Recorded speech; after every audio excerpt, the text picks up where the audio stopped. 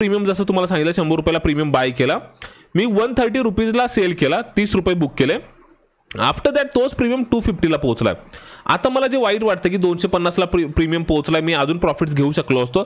मग त्या फिअरमध्ये ना अजून आपण 250ला एंट्री करतो आणि आफ्टर दॅट रिट्रेसमेंट येते त्याच्यानंतर थोडीफार, आणि त्याच्यामध्ये आपला स्टॉप लॉसेस जातात.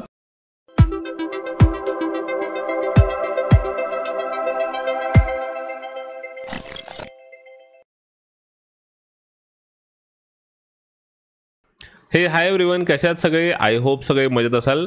सो मित्रांनो, आज आपण एक नवीन टॉपिक डिस्कस करतोय. खूप जास्त इम्पॉर्टंट टॉपिक आहे. भरपूर वेळा आपण डिस्कस केलं, स्ट्रीममध्ये पण भरपूर सारे क्वेश्चन्स ह्याच्याबद्दलच असतात आणि ही ना खूप जास्त गरजेची गोष्ट पण आहे. तुम्हाला टॉपिक समजला असेल काय आपण डिस्कस करणार आहे. ऑब्विसली आपण ट्रेलिंग स्टॉप लॉस बद्दल डिस्कस करतोय.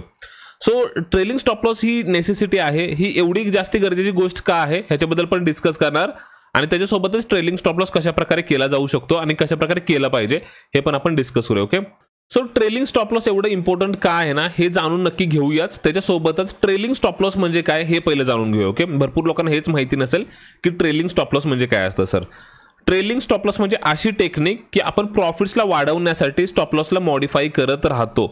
स्टॉप लॉसला मॉडिफाय करतो म्हणजे काय, तर इनिशियली आपण जे एखादी पोझिशन एक्झिक्यूट केलेली असते त्याला आपण स्टॉप लॉस दिलेला असतो. आता माझी करंट पोझिशन जी आहे ती प्रॉफिट्समध्ये आली आहे, पण मला आता वाटतं की अजून जास्त प्रॉफिट्स मला होऊ शकतात या पोझिशनमध्ये. सो दॅट्स वाय मी काय करतोय, स्टॉप लॉसला आता कमी कमी करत आणतोय, जेणेकरून माझी रिस्क पण जास्त नको आणि मिळणारे जे प्रॉफिट्स आहेत, जे एक्सपेक्टेड प्रॉफिट्स आहेत ते सुद्धा मला भेटावेत किंवा वाढावेत माझे प्रॉफिट्स. त्याच्यासाठी स्टॉप लॉस आपण मॉडिफाय करतो, त्याला ट्रेलिंग स्टॉप लॉस म्हणतात. जास्त कन्फ्यूज नको व्हायला, डिस्कस करूया पूर्णपणे. ओके, आता ट्रेलिंग स्टॉप लॉसची गरज काय, नेसेसिटी काय आहे ना हे इम्पॉर्टंट जाणून घेऊया. कसं असतं माहिती आहे का, की जेव्हा पण मार्केट ट्रेंडिंग असतं मित्रांनो. ओके, मार्केट काय असतं, ट्रेंडिंग असतं. ट्रेंडिंग मार्केट असताना एका दिवसामध्ये मार्केट 2-3% पण राईज करतं किंवा फॉल करतं. काय असतं, आपण एखादा 100 रुपयाला समजा एक्झाम्पलसाठी घेऊ की 100 रुपयाचा मी प्रीमियम परचेस केलाय आणि मी 130 रुपीजला त्याचं प्रॉफिट्स बुक केले. पण 130ला प्रॉफिट्स बुक केलं तर ते मार्केट थांबलं नाहीये आणि तोच प्रीमियम 130 वरून तो 400-500 पर्यंत पोहोचलाय. आता जी गिल्ट आहे ना माझ्या मनामध्ये, की मला जे वाईट वाटतं की अरे यार माझे प्रॉफिट्स तर मी 30च रुपये घेतले, पण ना ऍक्च्युअली प्रॉफिट्स खूप जास्त वाढू शकले असते. मार्केट एव्हरी टाइम ट्रेंडिंग नसतं, पण जेव्हा पण ट्रेंडिंग असतं ना खूप जास्त प्रॉफिट्स देऊन जाऊ शकतं. त्या केसमध्ये ट्रेलिंग स्टॉप लॉस मस्ट आहे. बिकॉज तुम्ही एक प्रॉफिट्स जे घेता ट्रेलिंग स्टॉप लॉसने, मोठे प्रॉफिट्स घेताना, तर तुमचे 10 स्टॉप लॉस सुद्धा कव्हर करू शकतं. So that's Y trailing stop loss he necessity आहे, गरज आहे ट्रेंडिंग मार्केटमध्ये. आता तुम्ही म्हणाल सर ट्रेंडिंग मार्केट कसं समजणार? ऑब्विसली तुम्ही प्राइस ॲक्शन आणि स्ट्रक्चरवरनं समजू शकता. ह्या गोष्टी थोड्याशा वेगळ्या आहेत, पण डेफिनेटली आपण डिस्कस करतोय ट्रेलिंग स्टॉप लॉस म्हणजे काय आणि नेसेसिटी काय. तर नेसेसिटी म्हणजे तुम्हाला समजलं असेल, गरज काय आहे. ट्रेंडिंग मार्केटमध्ये काय असतं, जे प्रॉफिट्स येणारे असतात, मोठे प्रॉफिट्स येऊ शकत असतात तुम्हाला, ते प्रॉफिट्स तुम्ही मिस करता आणि नंतर तुम्हाला ते गिल्ट आणि भीती वाटायला लागते, वाईट वाटायला लागतं की यार मी काय केलं, हे माझ्याकडून चुकून झालं आणि अगेन तुम्ही रिएंट्री करायला ट्राय करता. 100 रुपयाला मी प्रीमियम जसं तुम्हाला सांगितलं 100 रुपयाला प्रीमियम बाय केला, मी 130 रुपीजला सेल केला, 30 रुपये बुक केले. आफ्टर दॅट तोच प्रीमियम 250ला पोहोचलाय. आता मला जे वाईट वाटतं की 250ला प्रीमियम पोहोचलाय, मी अजून प्रॉफिट्स घेऊ शकलो असतो. मग त्या फिअरमध्ये ना अजून आपण 250ला एंट्री करतो आणि आफ्टर दॅट रिट्रेसमेंट येते त्याच्यानंतर थोडीफार, आणि त्याच्यामध्ये आपला स्टॉप लॉसेस जातात. इवन माझे आलेले प्रॉफिट सुद्धा मी या ठिकाणी घालवू शकतो. हे ह्युमन सायकोलॉजी आहे. ओके, ह्या गोष्टी होत असतात आपल्या सगळ्यांच्या सोबत, पण हीच गोष्ट आहे की ओव्हरकम कसं करायचं ना, तर ती ओव्हरकम होऊ शकते with trailing stop loss. Okay, आता ट्रेलिंग स्टॉप लॉस कसं केलं जाईल ना ते सांगतो मी तुम्हाला, थोडक्यात बघूया. सो आता एक्झाम्पलसाठी आपण काय केलं, निफ्टीचा चार्ट ओपन केला आणि 1 हवरची टाइम फ्रेम आहे. सो फॉर एक्झाम्पल असं समजा की मी या ब्रेकआउटला, इथे कुठेतरी ब्रेकआउटला मी ना कॉल बाय करतो किंवा पुट सेल करतो किंवा फ्युचर बाय करतो, जे पण करतोय मी लॉंग साईडला जातो, म्हणजे बाय साईडला मी इनिशिएट करतोय माझा प्लॅन. आफ्टर दॅट एका स्पाइक नंतर मी इथं पण माझे प्रॉफिट्स बुक करू शकतो, छोटेसे प्रॉफिट्स मी घेऊन साईडला होऊ शकतो. पण ॲट द एंड कसं असतं, मार्केट कंटिन्युअसली रॅली करतंय आणि या पॉईंटला मला ना खूप जास्त वाईट वाटायला लागलं की अरे यार मी खूप छोटे प्रॉफिट्स घेतले आणि मला खूप मोठे प्रॉफिट्स होऊ शकत होते. या केसमध्ये ट्रेलिंग स्टॉप लॉस मस्ट आहे. गरज आहे की आपण ट्रेलिंग केलं पाहिजे स्टॉप लॉसला, जर मला मोठे प्रॉफिट्स एक्सपेक्टेड आहेत. ट्रेलिंग स्टॉप लॉसचे ड्रॉबॅक्स पण आहेत. ह्याच्यामध्ये काय ड्रॉबॅक्स असतील ते पण सांगतो तुम्हाला. समजा फॉर एक्झाम्पल मला प्रॉफिट्स दिसतात, समजा मी 1000ची रिस्क घेऊन चाललोय आणि मला या ठिकाणी 1500 रुपयाचे प्रॉफिट्स दिसत आहेत. मी ट्रेलिंग स्टॉप लॉस केलं आणि या केसमध्ये काय झालं, मार्केट जास्ती रॅली न करता मार्केटने फॉल केला आफ्टर सम गेन. तर त्या केसमध्ये माझे 1500 रुपयाचे प्रॉफिट्स आहेत ना ते सुद्धा जाऊ शकतात. हे ड्रॉबॅक्स आहेत. मग ह्याच्यामध्ये काय असतं, आपण प्रॉफिट्स वाढवायला बघतोय मित्रांनो, त्याच्यामुळे ही रिस्क आपल्याला घ्यावी लागणार. आणि ज्यांना ट्रेलिंग स्टॉप लॉस नाही आवडत आहे, तुम्ही ऑब्वियस आहे, सिंपल गोष्ट आहे, risk to reward ratio manage करा. That's it. 1:1 घेतला, 1:1.5 घेतला, दॅट्स इनफ. तुम्ही प्रॉफिट्स घेऊन साईडला होऊ शकता. त्या केसमध्ये मार्केटने कितीही रॅली केली तर वाईट वाटून घ्यायची गरज अजिबात नाही, वाईट वाटून घ्यायचं नाही. त्या केसमध्ये तुम्ही सॅटिस्फाय पाहिजे की बाबा माझा रिस्क रिवॉर्ड मॅनेज होता, मी 1000ची रिस्क घेतली होती, मला 1500 रुपयाचं प्रॉफिट्स आहे, मोर दॅन इनफ, चांगले प्रॉफिट्स मी घेतलेत, दॅट्स ओके. आता इथून पुढे मी ट्रेड्स करेन किंवा नाही करणार ते माझ्या प्लॅन्सनुसार राहतील, पण मी इनफ आहे, मला प्रॉफिट्स खूप जास्त चांगले भेटलेले या केसमध्ये आहेत. ओके, आता आपण जे गोष्ट डिस्कस करतोय, आपण करतोय डिस्कस ट्रेलिंग स्टॉप लॉस बद्दल, की ट्रेंडिंग मार्केटमध्ये मला मोठे गेन्स पाहिजेत तर मला कसे फॉलो करता येतील. ओके ओके सो आपण एक एक्झाम्पल घेऊया या केसमध्ये, की मी इथं ब्रेकआउटला एक एंट्री घेतली आहे, मला इथं चांगले प्रॉफिट्स दिसत आहेत. ओके, आता मला या केसमध्ये काय करायचं, की मला प्रॉफिट्स बुक न करता मला ट्रेल करायचे. मला असं वाटतं मार्केट खूप जास्त रॅली करेल, मला चांगले प्रॉफिट्स होऊ शकतात, तर त्याच्यामुळे मी प्रॉफिट्स बुक न करता ट्रेल करत जाईन. ओके, कसं ट्रेलिंग टेक्निक असू शकतं, मी 100 रुपीजला प्रीमियम परचेस केला, माझा 80 रुपयाला स्टॉप लॉस आहे, म्हणजे ऑब्वियस माझा 20 रुपीजचा स्टॉप लॉस या केसमध्ये आहे. आता जेव्हा पण 100 रुपयाचा प्रीमियम माझा 130 किंवा 120ला गेलाय, तर मला हे समजलंय की मी 20 रुपयाची रिस्क घेऊन चाललो होतो, आता 20 रुपये मला प्रॉफिट्स या केसमध्ये आहे. मी काय करणार, 80 रुपयाचा जो माझा स्टॉप लॉस आहे त्याला मॉडिफाय करणार, ह्या 80 रुपयाला काय करणार, मॉडिफाय करणार. मॉडिफाय करून त्याला 100ला आणू शकतो, म्हणजेच C2C आणू शकतो, कॉस्ट टू कॉस्ट. ओके, 80 रुपयाचा माझा स्टॉप लॉस होता, त्याला मी मॉडिफाय केलं, 100ला आणून ठेवला. आता होऊ शकतं काय, पॉसिबिलिटी 2 आहेत. ओके, समजून घ्या. 100 रुपयाला माझी एंट्री होती. ओके, 100 रुपयाला माझी एंट्री होती, प्रीमियम पोहोचलाय 120ला. आता माझा जो इनिशियली स्टॉप लॉस 80चा होता त्याला मी मॉडिफाय करून 100 वरतीच आणून ठेवला याच प्राइसला. आता पॉसिबिलिटीज 2 आहेत, एक तर 120चा प्रीमियम खूप जास्ती वरती जाऊ शकतो, अदरवाइज तो रिव्हर्स येईल, आणि रिव्हर्स जर आला तर 100ला कट होऊन जाईल माझा स्टॉप लॉस, आणि माझी पोझिशन जी आहे ती 0 वरती कट होईल, ना लॉस ना प्रॉफिट. ओके, म्हणजे ह्यालाच बोलतात cost to cost, C2C. So 0 वरती माझी पोझिशन कट होऊ शकते. अदरवाइज जर प्रीमियम हा वाढला 130, 140, 200 पर्यंत पोहोचला तर माझे प्रॉफिट्स वाढत जातील, आणि जर माझे प्रॉफिट्स वाढत गेले तर मी काय करू शकतो. सो माझं असं मत आहे मित्रांनो, तुम्ही तुमचा ना रिस्क रिवॉर्ड रेशो मेंटेन ठेवला पाहिजे. म्हणजे काय केलं पाहिजे, समजा मी 20 पॉईंटची रिस्क घेतोय ना, तर मला 20 पॉईंटचा ॲटलिस्ट प्रॉफिट त्या केसमध्ये पाहिजे, आणि जेव्हा मला 20 पॉईंटची प्रॉफिट्स येतील ना, त्याच्यानंतरच मी ट्रेलिंग स्टॉप लॉसला यूज करेन, अदरवाइज नाही करणार. नाही तर तुम्ही काय झालंय, तुम्ही रिस्क घेतली 20 पॉईंटची आणि 10 रुपयाचे गेन जरी तुम्हाला भेटले तरी तुम्ही ट्रेलिंग स्टॉप लॉस यूज करताय, त्याचा उपयोग होणार नाही, कारण की ते ॲग्रेसिव्ह झालं. ट्रेलिंग स्टॉप लॉस यूज करताना भरपूर वेळा काय होतं लोकांचं, की ते ॲग्रेसिव्ह ट्रेल करतात, ॲग्रेसिव्ह. ओके, ॲग्रेसिव्ह ट्रेलिंगमध्ये काय होतं, की ॲग्रेसिव्ह ट्रेलिंगमध्ये तुमचा स्टॉप लॉस ट्रिगर होतो. म्हणजे समजा फॉर एक्झाम्पल मी एखादा परचेस बाय केला, इथं कुठेतरी बाय केला, मला चांगले गेन, थोडेफार गेन होते, मी ट्रेलिंग स्टॉप लॉस आणून ठेवला, तो ट्रेलिंग स्टॉप लॉस ट्रिगर झाला, मार्केट खूप जास्त रॅली केली. या केसमध्ये काय होतं, माझा स्टॉप लॉस पहिला जातो आणि खूप जास्त प्रॉफिट्स मी मिस करतो त्या केसमध्ये. सो दॅट्स वाय स्टॉप लॉसला बफर पण पाहिजे, बफर. ओके, असं नाही की ॲग्रेसिव्ह ट्रेल करायचं, ॲग्रेसिव्ह ट्रेल नसतं करायचं. तर मी तुम्हाला एक्झाम्पल सांगतो. तर समजा फॉर एक्झाम्पल माझा 100 रुपयाचा प्रीमियम आहे आणि मी 80 रुपयाचा स्टॉप लॉस दिला, म्हणजे 20 रुपयाचा स्टॉप लॉस दिलाय. जोपर्यंत प्रीमियम 120 होत नाही तोपर्यंत मी ट्रेलिंग स्टॉप लॉसचा यूज करणार नाही. जर 120ला प्रीमियम आला तर मग मी 20 पॉईंट्सनी किंवा 10 पॉईंटनी ट्रेल करू शकतो, म्हणजे 80चा 90 आणेन किंवा 100 आणेन, जे काय असेल ते, पण ॲटलिस्ट 1:1 नंतर तुम्ही ट्रेल करू शकतात. ओके, ही झाली टेक्निक. आता अजून एक गोष्ट मी सांगतो तुम्हाला कसं ट्रेल केलं जाऊ शकतं. तर एक टेक्निक असती, तिला बोला बाय पॉइंट्स.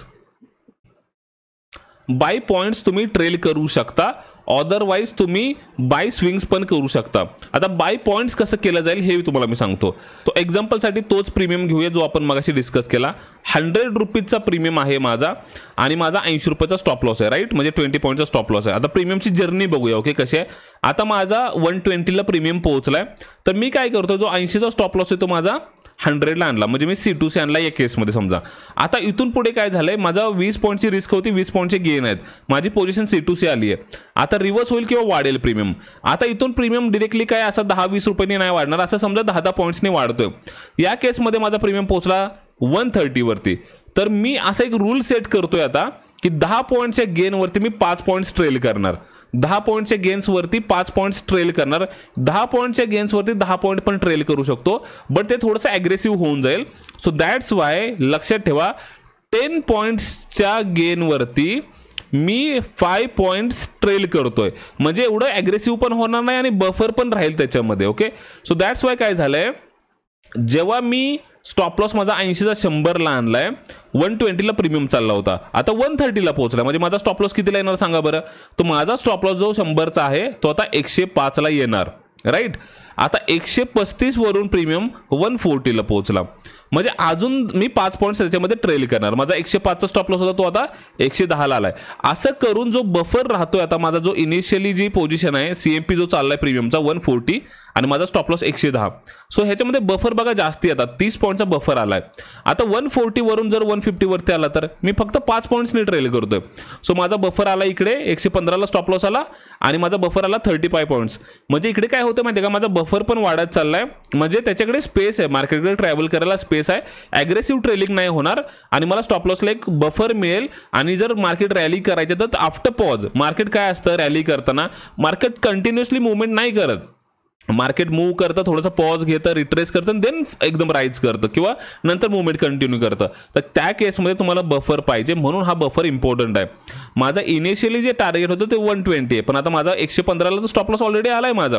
सो याप्रमाणे तुम्ही ट्रेल करू शकता. हे एक टेक्निक झालं की 10 पॉईंट्स टू 5 पॉईंट्स. आता हे थोडंसं बेटर मला वाटतं. ह्याच्यापेक्षा चांगली टेक्निक अजून एक आहे की तुम्ही 10 पॉईंट्सला 10 पॉईंट्स ट्रेल करा, 10 पॉईंटला 10 पॉईंट्स ट्रेल करा, पण कधी, जेव्हा तुमचा रिस्क रिवॉर्ड मॅनेज आहे, म्हणजे 1:1 तुम्हाला जेव्हा प्रॉफिट्स आलेत, आफ्टर दॅट तुम्ही ते करू शकता. हे थोडंसं ॲग्रेसिव्ह झालं, पण तुम्ही ही पण टेक्निक वापरू शकता.